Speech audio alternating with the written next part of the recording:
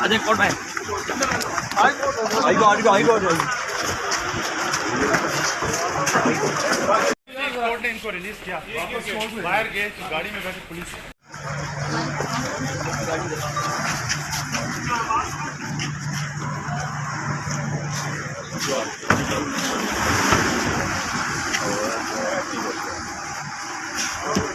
Ajay court में high court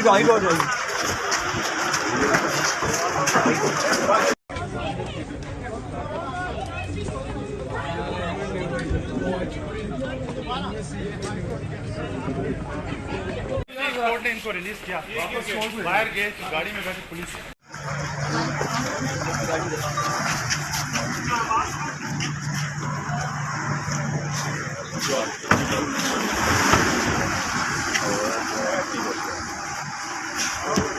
Ajay court में high court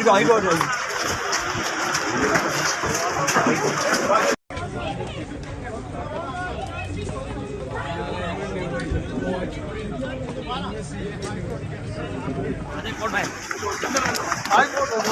high court court ने इनको रिलीज किया, वापस बाहर गए तो गाड़ी में बैठी पुलिस।